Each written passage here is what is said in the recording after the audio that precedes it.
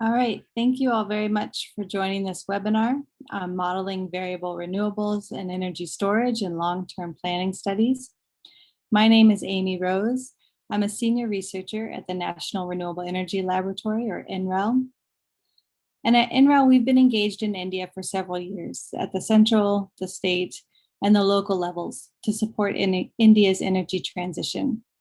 We've been developing tools and data to answer emerging questions about how India can achieve a reliable and affordable power system with high penetrations of renewables.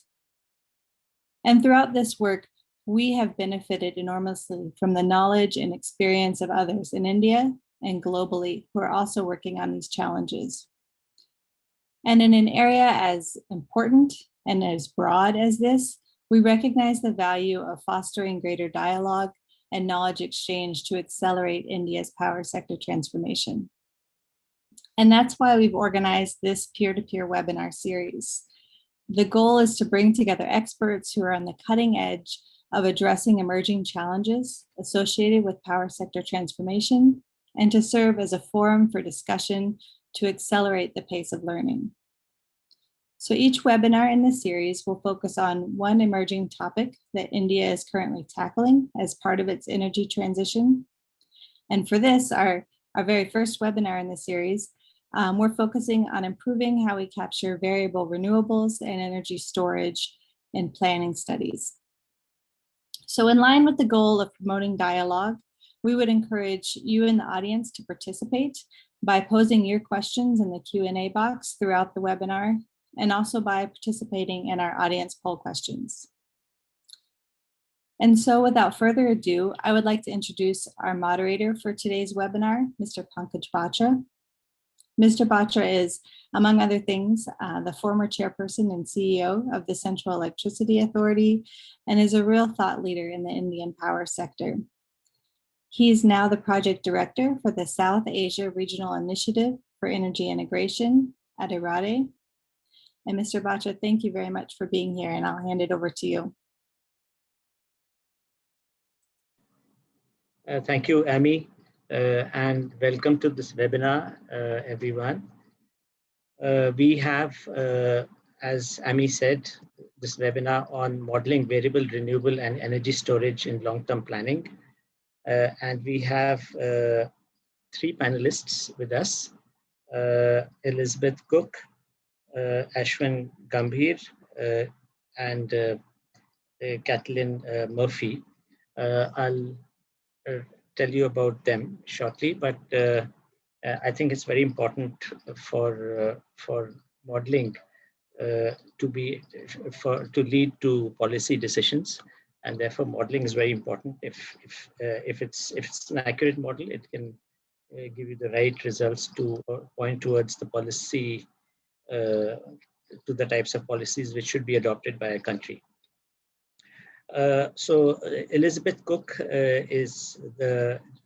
she's the general manager of Advanced Grid Solutions of Duquesne Light Company in the United States. She manages and leads efforts within the transmission and distribution power grids operation and planning groups to transform DLC, this company, into a digital utility of finance. Elizabeth works with internal and external partnerships to collaborate with local, state, and federal planning agencies, as well as universities and industry, to drive advanced grid solutions and plan for the future power grid. In addition to her responsibilities at DLC, Elizabeth is a mother of 6, a business owner, and a published author. She holds a doctorate in the electrical and computer engineering from the University of Pittsburgh. Our next panelist, Ashwin Gambhir, is a fellow at Prayas Energy Group, where he has been since 2009 and coordinates the work on renewable energy policy and regulatory research and advocacy. He's also working on power sector modeling, looking at long-term capacity expansion planning with associated production and cost simulations. He's been closely involved with various renewable energy policy and regulatory processes with some state governments, the state electricity regulatory commissions in India, as well as the Ministry of New and Renewable Energy and NITI Aayog. He has a master's in mechanical engineering from the University of Massachusetts, Amherst. Our third panelist is Kathleen Murphy. She's a senior energy policy analyst in the Economics and Forecasting Group within the Strategic Energy Analysis Center. Her expertise lies in evaluating how energy policies and technology innovation impact the evolution, operation, and environmental impacts of the US energy system through quantitative analysis methods. Kathleen is part of the NREL team responsible for developing the REEDS, NREL's flagship capacity expansion model. So these are our panelists, and I just wanted to tell you about the plans for renewable energy in India, and its relation to the modeling webinar that we're going to have today. The government of India set an ambitious target of 175 gigawatt of renewable energy by 2022 and 450 gigawatt by 2030. And because of the intermittency of renewables that we have, energy storage would obviously play a very important role to balance out the intermittencies and try to replicate controllable generation like you have in thermal, coal-based and coal-based, gas-based, etc. The anticipated growth in variable renewable and energy storage technologies poses new challenges to power system planners. Over the last year, we've seen the development of multiple planning models from groups, including the CA, NREL, Prayas, designed to capture the changing dynamics of India's power system and inform investment decisions. And there are more studies underway with such an influx of activity on the topic of power sector planning from both Indian and international research organizations. There is an opportunity and a need for greater dialogue and knowledge exchange on best practices when conducting long-term planning studies. In particular, we are focusing in this session on how to capture the unique cost and operating characteristics of variable renewable and energy storage. Our panelists will discuss what the analytical gaps are on this topic and best practices to address these gaps using their experience from India and the United States. And while the topic may seem specific to model developers, its importance is much broader. As I said, policymakers, regulators, investors, and general public are being suddenly presented with multiple results from different planning studies and can be difficult to understand what these studies are showing and why different studies yield different results. By bringing together experts to share these experiences, exchange ideas, and answer your questions, we can help these decision makers to understand what these planning models are telling us and how the results can be used. The format for today's webinar is discussion based. In the first half, we'll have a roundtable discussion where I will pose questions to the panelists. Then we will move to audience questions.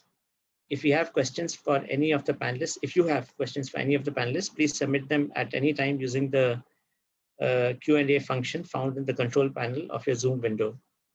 We'll try to get as many questions as answered as possible. Right, so we'll have the audience poll question one, which will be displayed on your screen.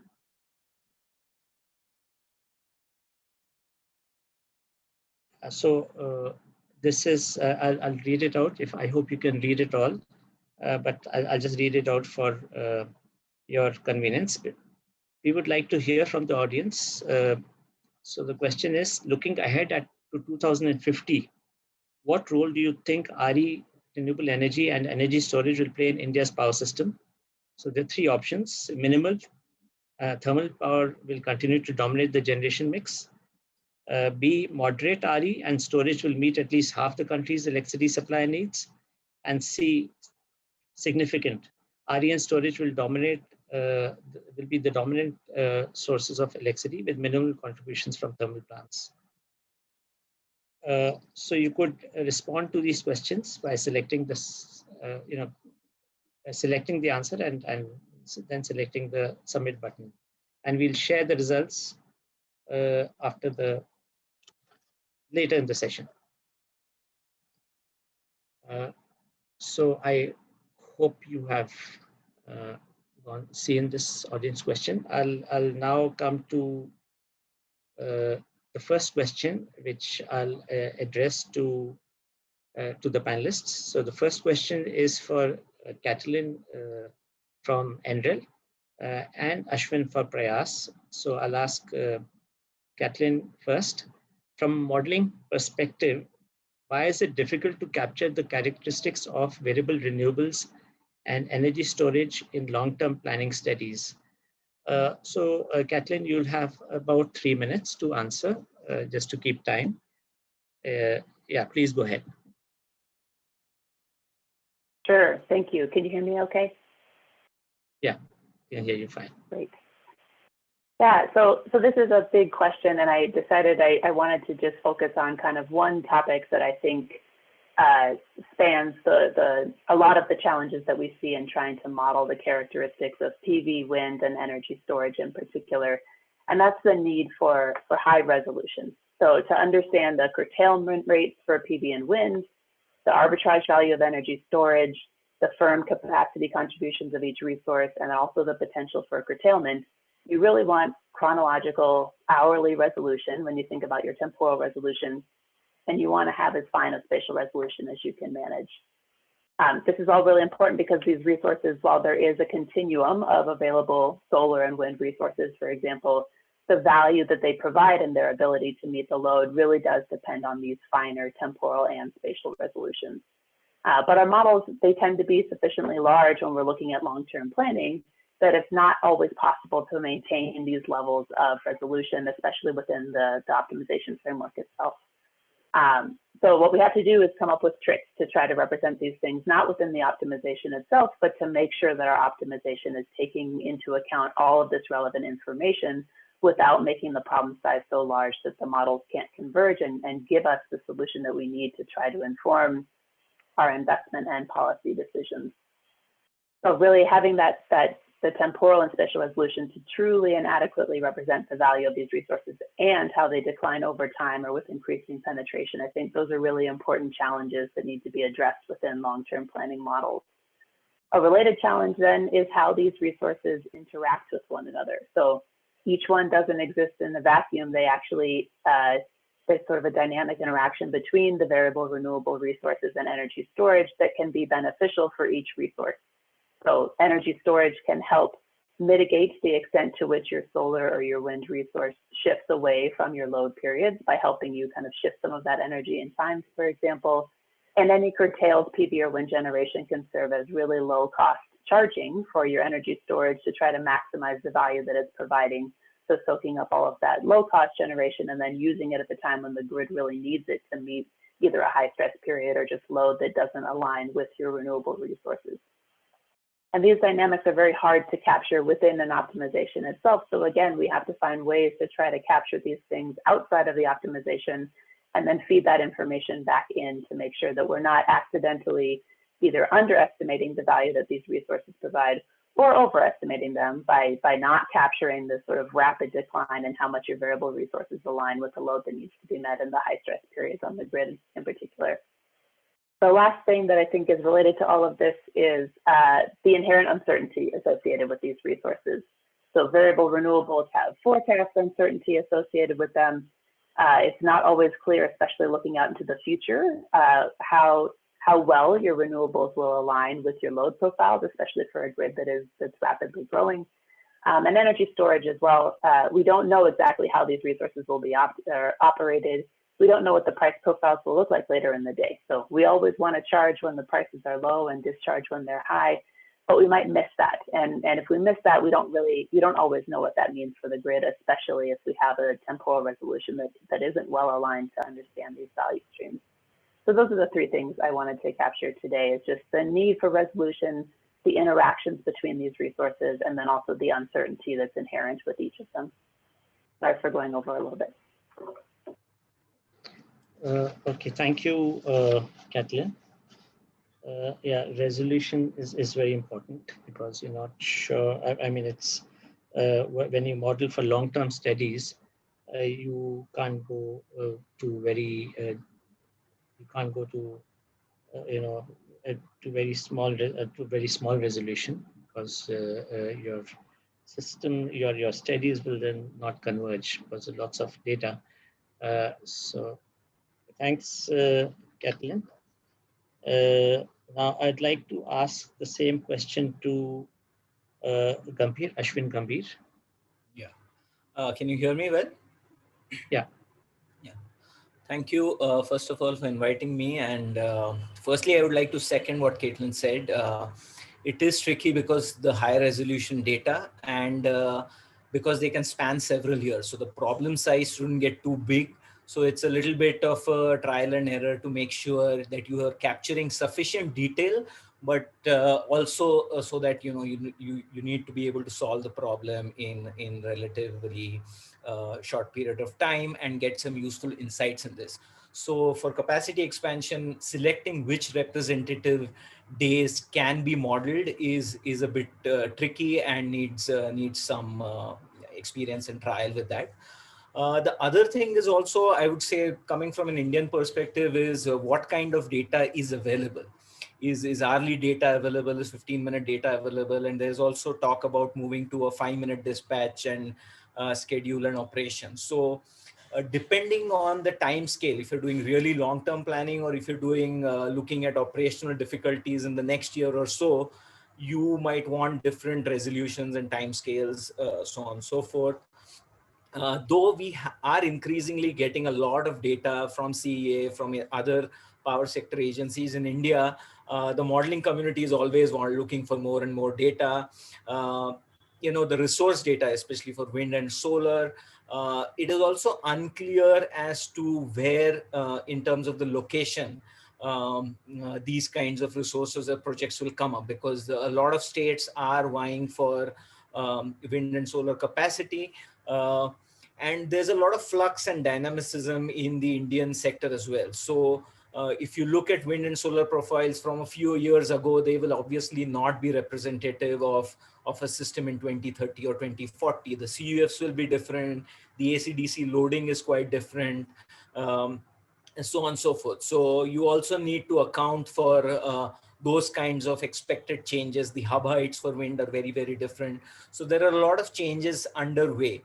The other uncertainty, which Caitlin partly mentioned, one is obviously in the very long term, there could also be weather changes, as we are seeing lots of flash floods happening in northern areas in India right now. The hydro patterns, the rainfall patterns are obviously going to change. To what extent, only time will tell.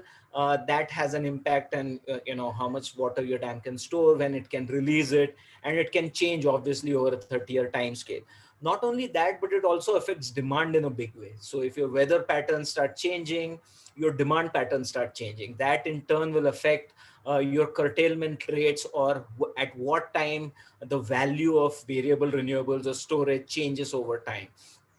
So there is a lot of uncertainty, but I think we are in a position that we have enough data and a good mix of scenarios, a good mix of a range of inputs and assumptions, and also coupled with a good interactive and a continuous engagement within the modeling community and with the policy makers to do these exercises quite frequently, every year, every 2 years, to change inputs, to compare inputs and constraints, is a good basis to bring in greater confidence for policymakers and regulators, because we've also see at times that policymakers see a host of models, and each model having so many scenarios that it becomes confusing.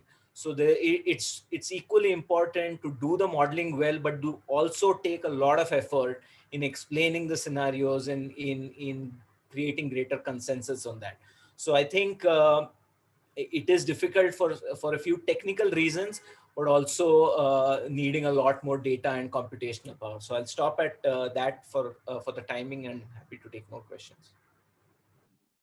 Okay, thank you, Ashwin. A follow-up question to you, Ashwin. What adjustments did you have to make to the data and tools for you use for studies in India for better variable, renewable, and storage technologies? And what important characteristics do you think are still missing from your studies? There's a lot missing. Probably. Though we have started production cost modeling across two platforms, that is GridPath, that we have jointly developed with C-Step and Blue Marble, which is a company based in San Francisco, and Plexos. But there's a lot more to be done. So depending on the availability of transmission data, there's a lot of simplifications that you do in terms of whether you're modeling DC flows or AC flows, to what extent. There is obviously there's a lot of simplification in terms of costs, because something like storage, there are different chemistries, different warranties, different lives and cycles that are possible for different applications.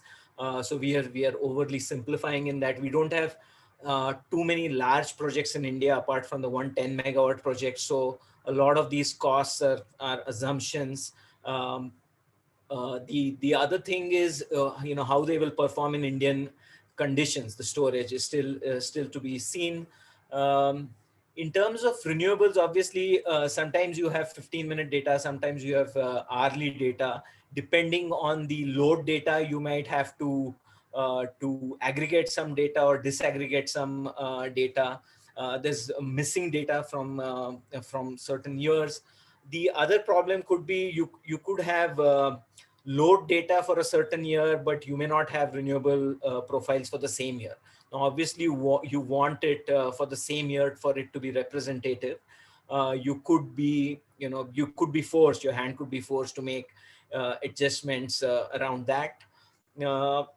So there are a range of adjustments that one has to make, but one has to keep in context what is the question that you're trying to answer. So is the simplification or the assumption that you're making appropriate for the type of question that you're answering? Is the aggregation or the detail that you're leaving out appropriate for the type of question, and would still give you the level of insight needed if you have a good range of scenarios for that problem? So it is a bit subjective depending on the time scale and the question at hand as well. Okay, thank you, Ashwin. Kathleen, would you like to also say to tell us about this? Would you answer the same question? That is, what adjustments have you had to make to the data and tools you use? Okay, sorry, you don't do studies in India, so maybe you could say for the studies in the US that you do for some of the missing or uncertainties that you have that you talked about. Yeah. Yeah, sure. So first, I want to echo what Ashwin said, especially around the need and use of multiple weather year data. That's an update that we made relatively recently to try to use all the years of both solar resource, wind resource, and load data, now spanning about 7 years of historical time periods, to try to make sure that we're adequately looking at the range of production that we can expect from these resources, and also how well those align with loads or not. The other updates that we've made recently is really to try to capture some of these characteristics that are necessary with very high temporal resolution within our optimization models, but kind of as an interim step. So we'll solve our investment decisions within our long-term planning model for a given year. Then we'll feed all that information into an hourly dispatch model, similar to what Ashwin was saying, kind of like a Plexos, but much more simplified.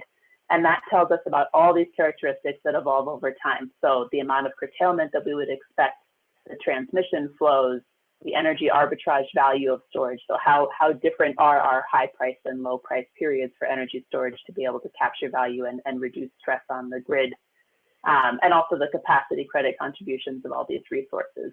So that's a major update that we've done recently. It's all kind of one big update actually, to use all of that historical weather year data, so 7 years of weather year data, and feeding that into this hourly calculation that helps us better capture how the value of variable renewables and energy storage evolve as the grid mix evolves. There's less change on our system in terms of how load is changing over time. We're relatively static in terms of how much load we have, where energy efficiency is offsetting any new loads that we have at this point in time. But all those other dynamics are all still present, and I think relevant regardless of which system you're talking about. So just updating the data and including those sort of interim calculations between your optimization steps, that was a major improvement to our long-term planning model for the United States. Thank you. Thank you. Elizabeth, next question for you. How do you see some of the modeling challenges being addressed in different regions in the US? So it's a very large question. Just thinking about the, North America in itself, we have 9 RTO ISOs, which are regional transmission operators or independent system operators that are really kind of bestowed the blessing to oversee the various TOs and EDCs underneath their umbrella. And so per our federal government, there's certain requirements of how to set up a study and do regional transmission expansion plans. So I guess everyone's really at the granular level. And where I spent most of my first part of my career is running the feasibility, system impact, facilities study. So all the way from just general power flow, does it impact the overall capacity of the assets, down to then studying the switching of those assets, and are there repercussions of that generator on the full-blown bulk electric system, all the way down into the electromagnetic transients within the substation fence. So thinking of just how long it takes to study one particular generator as a lumped megawatt, right? All the way down into the intricacies of that dispatch, say, that you guys are talking about. So there's something happening over in the North America is kind of unlocking the generation queue on top of running the RTEP, which is your regional transmission expansion plan. That's our long-term, looking ahead. You're not only looking at what the queue is, but you're thinking about, generation deliverability studies, which is a whole new model and kind of set of parameters and assumptions. You're looking at your market efficiency, market congestion. That's your pro mod that we use in North America. I think it's a similar model than what India uses for their market studies. You also have each individual transmission owner that has needs to replace their aged infrastructure or customer driven type transmission projects. So that changes how your electrons flow over a various time period. Then you have your whole reliability standards. And then there's this big question on, can we put quantification or risk analysis on resiliency, and how do we bake that into our plan? And then lastly is the emergence of including the demand side. So the edge of the grid distribution assets into the overall operation of the transmission grid. So those are 5 huge thrusts that are occurring just on the bigger umbrella. But then when you think about how we're approaching studying this queue of generation, PJM has one of the largest footprints in North America. So I'm going to speak to that, as that's where Duquesne Light sits today. I did have the privilege to work within each one of those RTOs throughout my consulting career. But right now they're seeing, I think, over almost 60 gigawatts of solar being studied in this queue over a 5-year time frame.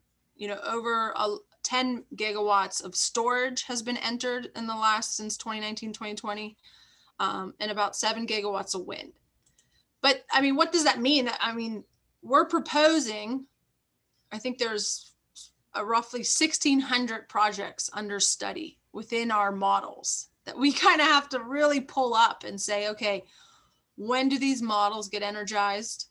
And then if we're planning out 5-10 years, do they fit the bill just for the steady state short circuit stability, right? Like all three of those targets. So I think the challenge is right at our doorstep. It's something that a lot of the TOs as well as PJM have been actively in discussions pretty much daily. It's a full-time job to sit and listen to those conversations to ensure that the models that we're building and the assumptions that we're putting into these are correct. So I don't really have an answer other than we're finding the need to maybe think outside the box of, say, how we should be planning for that future grid.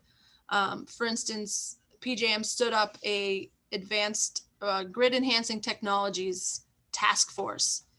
And their goal is to start thinking of other ways of understanding the system. And the one that comes to my mind in regards to unlocking the queue is dynamic line rating. So right now we rate all of our conductors at a stagnant, like voltage, temperature range with a generic wind speed. And we say that line can handle 2000 amps, and you stick that stagnant number in and you run all of those studies I just spoke of. What if that line could actually carry 3000 based on some overly old conservative methodology approach that occurred in like the 60s and 70s, where we had very dirty air, which that is a contributor to one of the assumptions you make when you rated a conductor. What if we now see, by sensing the actual flow of the electrons using LiDAR sensoring, that those lines could achieve more? So I'll stop talking, but like right there, that one technology could ultimately open up the highways in a new way that we've been not looking at, which changes the dynamics of all of the studies that are in that queue. So we have to do it as a unified force with, synergies, and not really like what is our ultimate goal? Is it to unlock the queue? Is it to allow the generation to come online? And then we get into the granular studies of, 5-minute, 15-minute dispatch, right? I just think the amount of data that's going to be required just blows your mind. But so there's a ton going on. And I think one of our biggest tricks right now is this queue, because we have so much that wants to be connected, but how do we allow it to be connected with all the studies that we have in place? Thank you, Elizabeth. Kathleen, I'd like to ask you, how should uncertainty be handled in long-term planning studies? And what safeguards can we use to factor in uncertainty around and challenges in technology costs, electricity demand, fuel prices, and technology advancements in the future? So these are, of course, some of the variables, but there are more. You could add on more if you use those in the model. Yeah, please go ahead. Yeah, thank you. So the way we generally approach this type of uncertainty is through sensitivity analysis. So we'll have one core scenario that's kind of our default assumptions for all of these different characteristics you just mentioned. And then we'll run sensitivity cases around that to try to understand which input assumptions have the greatest impact on the outcomes of our model, and what are the range of appropriate input assumptions that we can apply to each of those. So within the US system, the three that we have sort of converged on as being highly impactful, but also highly uncertain, are natural gas prices, the future cost of especially PV, wind, and storage, and also the performance of those technologies, so how efficient they might be over time. And then also what our future for electricity demand might look like. So if all of our vehicles switch over to be electric vehicles, what does that mean in terms of our hourly demand for electricity, but also our hourly demand for electricity? What does our load profile shape change to? So for each of these three really impactful input assumptions for our long-term planning models, what our modeling community has done is really established a set of sort of a consensus around a set of input assumptions for each of these. So we have a government agency that is sort of responsible for collecting this data and putting out a core set of information each year that says, this is sort of the range of natural gas prices that we expect going into the future. NREL has taken the lead on trying to project different trajectories for the cost and performance of PV, wind, and battery storage in particular, along with some of our other national laboratories. And NREL is also very active in the space of trying to put some bounds on what the future of our electricity demand could be in the future. So what level of electrification might we expect, especially for vehicles, but also for different aspects of our building. So heating and cooling, switching from what's currently fuel-based to electric-based.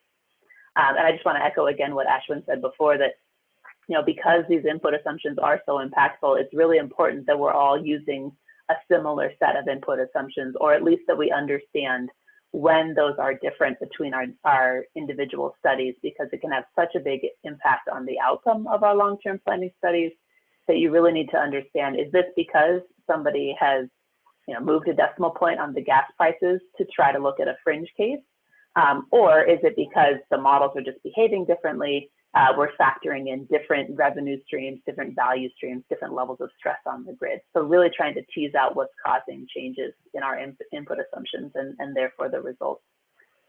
Just two quick things that I do want to add as additional sensitivities or levels of uncertainty that we can explore in our models.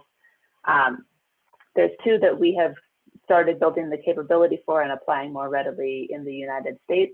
The first is the level of transmission availability. So we tend to just change the cost associated with building new transmission to try to understand if we can't build more wires between our remote renewable resources and our load, what does that mean for the solution? Are there more local PV and wind resources that can still meet our load at a similar level and a similar cost?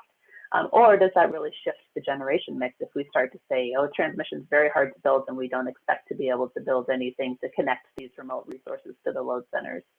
So that's one additional sensitivity, is just understanding the uncertainty with what type of transmission we can build and where in the future.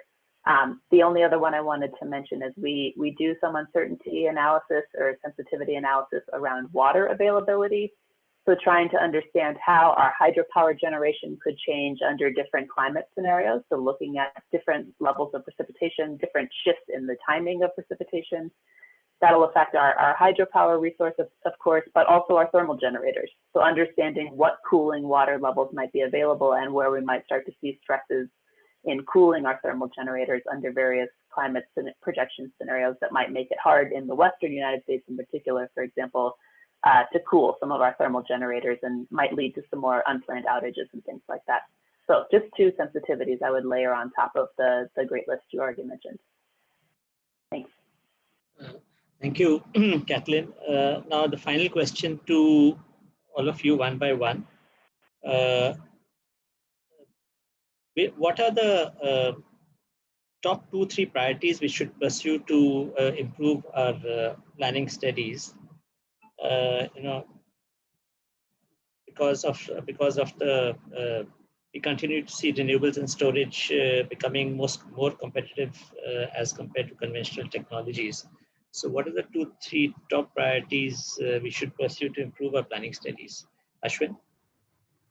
Yeah, I think there's a lot can be done, but I think by far what we feel is the most important is to strongly institutionalize resource planning and production cost simulations as a sort of mandatory part of resource planning studies with the DISCOMs, and doing these exercises frequently, making the full set of assumptions and data that goes into it public, and really engaging with the relevant stakeholders into trying to understand the dynamic. Just on the previous question as well, uncertainty will be a part of life, especially in, if you're looking at the long term. So the point is not to find one perfect answer, but to understand the dynamic of what is driving, which relevant factor.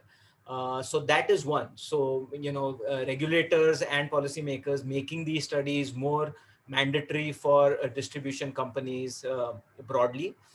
Second is to making more and more historic data available in the relevant format at the granularity needed in the public domain. And lastly, I would say is like we have the India Energy Modeling Forum, which is constituted by the NITI Aayog as part of the US and Indian bilateral work. we need these kind of umbrella platforms to compare modeling studies, to compare the results, to compare inputs and assumptions, and really debate these and share this, because it's one thing to do the modeling, but it's more important to understand the dynamic and the drivers, and based on that take relevant policy decisions. So those are what I would feel are the three important priorities for modeling in India. Elizabeth, what about you?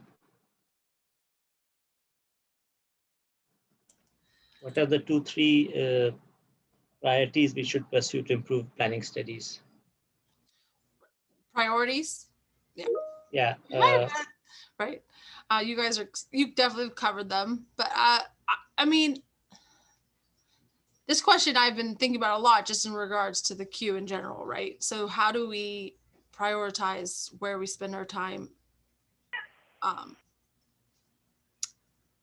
Where we spend our time in regards to where we study the generators. And quite frankly, you know, I don't know India's overall adjustment, but if you think about how large we have to study, if there's a way to really break down our grids, you know, how we've really made the grid very large in regards to how it's all interconnected, is there a way that we could break it down into smaller so we don't have so much bureaucratic hierarchy to kind of get through in regards to studying the feasibility of it?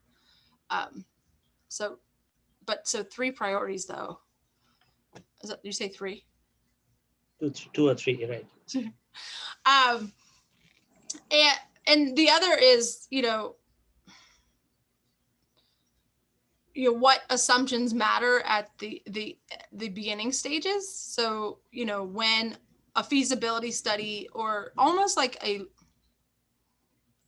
large hosting capacity study for the transmission grid, like if there's a way to kind of open that door and understanding of where that generation can be specified or would not be a hindrance, because I think a lot of what happens with our queue is, you know, we try to be fair to all developments and to all parties by being, you know, not providing the information that could be told. But if there's a way to do these holistic studies to say this area would actually benefit from, instead of the other way around, how we have it is like, hey, here's the grid, you go buy the land, you install the generator, and then see if it has an impact on the grid. I don't know if that makes sense from how high level we are, but really, how is there a way for us to open up that door and kind of lean in to allowing the generation to come on? So, Right. Kathleen, anything from your side? Yeah, so the first priority I would say is trying to understand more how these resources can be combined to facilitate their integration without additional challenges. So we've been through some waves in the United States where we've added a lot of variable renewables, and then next we add a lot of energy storage to try to mitigate challenges that we've seen. We've implemented new control strategies, things like that. But there's also an opportunity to form these hybrid resources in advance to mitigate some of those challenges and skip over that step of where we've had a challenge that we then solve. I don't know that hybrid resources will be the future. Our planning studies already kind of look at interactions between renewables and storage. We're already capturing that dynamic. But there is some opportunity for additional synergies if we start to look at hybrid resources where we can either combine PV and wind together at a single point of interconnection to maximize our transmission utilization, try to have more of a flat block profile by having PV that generates during the day, wind sits stronger at night, for example. That's one option. PV and battery together obviously have some very strong synergies in terms of being able to shift your solar generation into the evening hours when it's still very hot and your lights are starting to come on and things like that. Wind and storage, we haven't seen as strong of a synergy between, but of course, just being able to mitigate some of those shortfalls or forecast errors, I think just helps make the grid operator more comfortable with these resources. It takes away a level of risk that otherwise makes people a little bit uncomfortable and might slow the integration of these very important resources onto the grid. So my first priority is these hybrid resources, starting to understand how we can couple these things and form a single plant from multiple resources that might have benefits or less challenges, at least for the grid operator's perspective. My second priority would be exploring a realistic but wide range of future electricity demand profiles. So like I said, for the United States, our big question is how many EVs will we have and where will they charge? I think there's even greater questions for a system that's growing, a system that's electrifying other parts of the economy as well. But that can lead to very different solutions. If all your load is during the day, that's a strong signal for PV playing a major role on your grid, for solar playing a major role. If all of your load's going to be at nighttime, PV is not as strong of an answer. So understanding a range of load profiles, not just in terms of how much, but when it's happening, I think is very important for our planning studies to understand. Can we just combine PV and battery and meet these things, or do we really need to start looking in a different direction to have the most cost-effective transition to these resources? Okay, thank you. So now we have, now it's the time to take questions from the audience. I guess certain questions were addressed to, targeted to certain panelists, and would request them to answer it if it's addressed to them. In the question and answer box or in the chat box. But let me take some questions which were asked of everyone. I'll just add a comment to Caitlin's discussion real quick while we wait for questions. Another thing, like something I think we all, as stewards of running the studies and seeing the feasibility and capability of these new technologies, is that the technology exists and we can't, and it can be done, right? I think what the real focus is the people and the processes behind this. You know, the hybrid, I mean, right now that's happening quite a bit, and that just happened in a year, right? So we have companies that are suiting up and moving forward with solar battery combos, right? Solar battery wind combos. And what that's no different than a baseline generator in my mind, if it's done correctly and the technology is there. But the hindrance is getting through the processes and the bureaucratic layers. So just something to remember. You know, I think the technology is there. It's the people and process we need to focus on. Right. I guess, you know, sometimes discussions are more interesting than answering questions. So maybe what we can do is that the questions can be answered later offline. Amy, we can do that. So I'd just like to ask, extend this discussion a little bit more. Now, you know, there's lots of variables. I think you talked about uncertainties in modeling. What are the variables that you take, Kathleen, for modeling this? You talked about certain things about the granularity. So I guess you take an hourly figure for, or do you go down to 15 minutes, or do you go down to less than 15 minutes? While modeling, there is a thing where you know, if you take too much data, it will take very long, or it may not converge at all. But the problem is that you miss some of the things which should be seen, which is related to renewables and storage.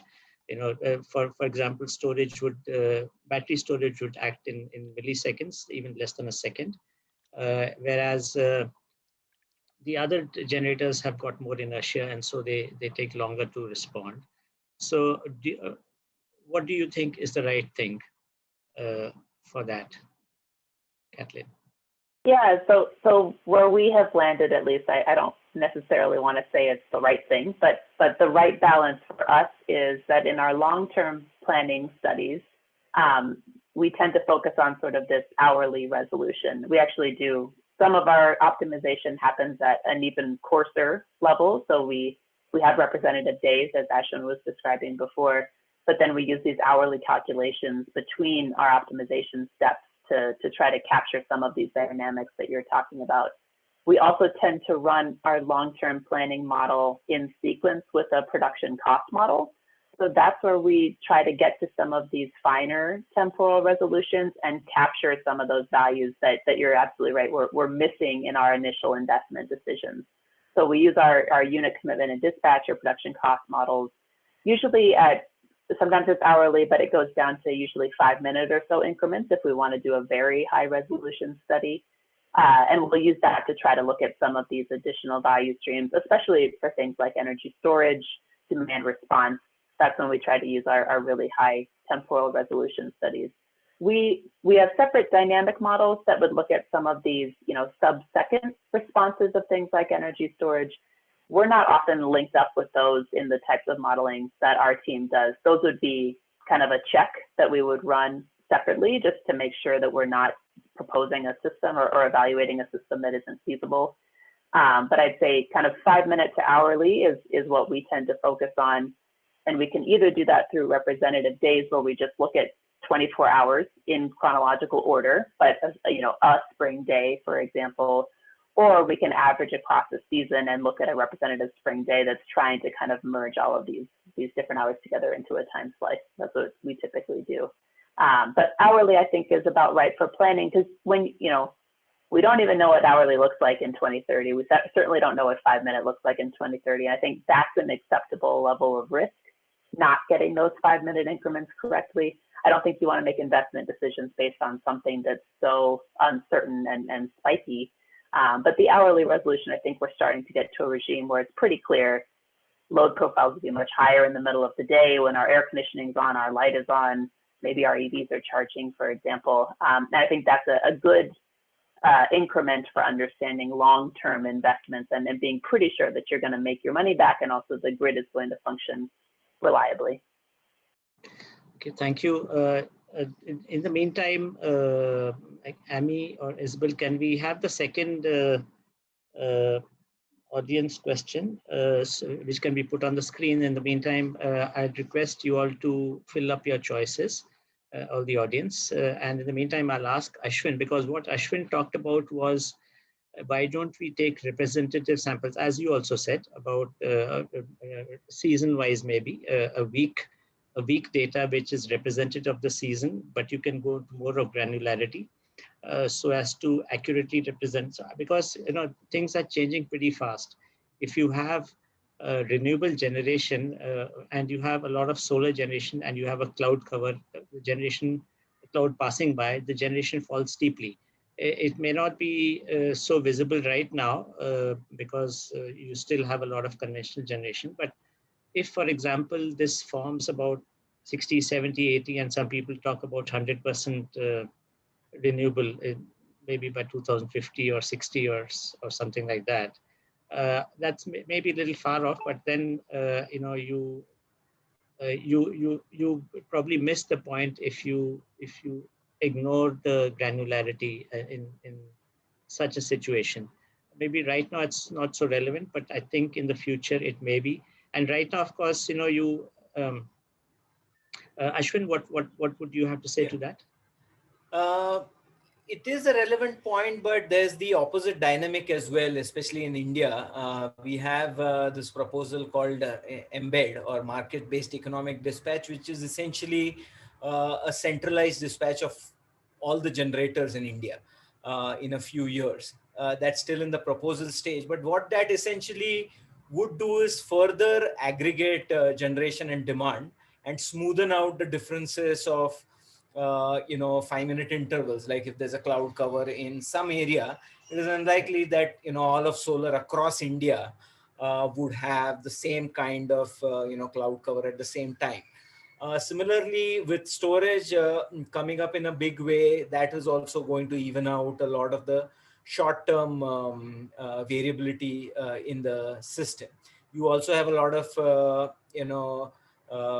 other market instruments coming up in the power exchanges. So I'm more hopeful or more optimistic about the system operation able to handle the minute-to-minute variations.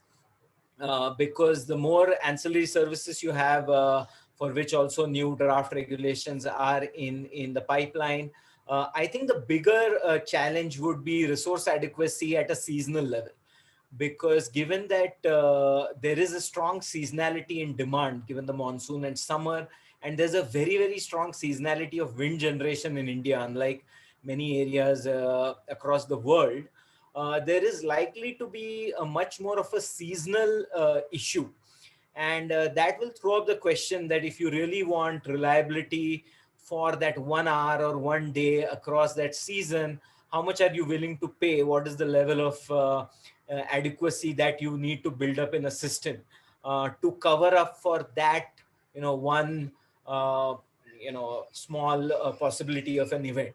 So I think that is a bigger societal question that we will have to grapple with, that what is the level of reliability and what is the level of payment that we as a society would be willing to make, because there will be a few days where you could have continuous rain and no solar, or less wind, all happening at the same time. And then do you build up significant backup capacity just for that event, or you don't? And that dynamic is very far away in the future when you talk about at least 80% plus, and we are a long way away from that.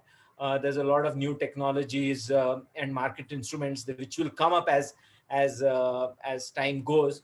But I'm more worried about the seasonal effect rather than the minute-to-minute variation. Okay. I think we are approaching closing time. So I'd just like to sum up. Elizabeth, would you want to say in a minute something on this? Okay, right. There are other things also which I think, I don't know whether it's considered, because for example in India you have wind generation during the monsoon season, where high wind generation, which is from April to September. And you also have wind. So if you consider dynamic line rating when you do transmission planning or evacuation of wind, maybe you could consider that, so that you don't have to overbuild the transmission system, because the wind cools the conductor. So there are actually, you listed out a lot of points. I'll just sum up. And in the meantime, Ismail, Amy, would you like to reveal the poll results for these two questions while I... So this is the results for the first poll. Okay, so which is the one which is 59% is that significant renewable energy and storage will dominate the sources of electricity with minimal contribution from thermal plants. Yeah, there's a lot of people for green energy. That's good. Let's go to the other one. The first step is believing and manifesting it, right? Right. In this, what do planners and researchers need to improve long-term power sector planning for India? And the one which has got the highest votes is greater access to high quality input data. That's right, because if your data is not correct, your results will not be correct. And that's the most important thing for doing proper modeling.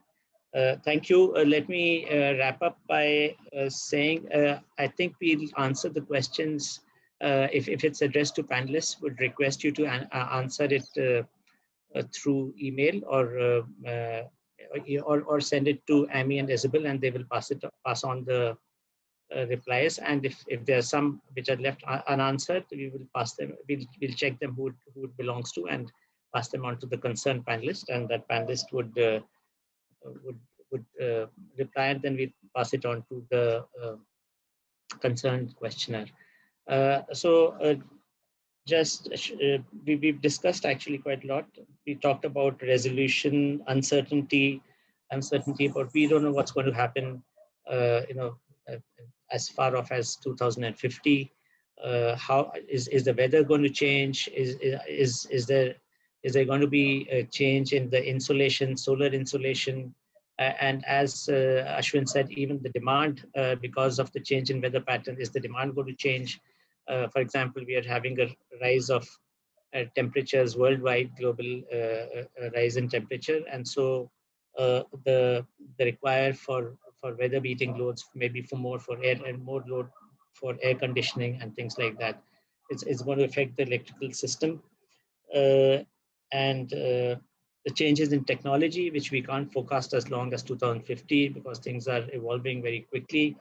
You're having new and new types of solar cells. So maybe in a smaller area in future, you can have more generation, maybe more efficient wind, and maybe a total different new technology comes. And we talked about storage technology basically on the present, seeing the present as pump storage and battery storage, but you may have different types of storage which could evolve and come out actually cheaper. Hydrogen is one, but there are many others which are also being looked at. Fuel cells, I mean, hydrogen fuel cells is one, but there could be others as an aluminum fuel cell and many others.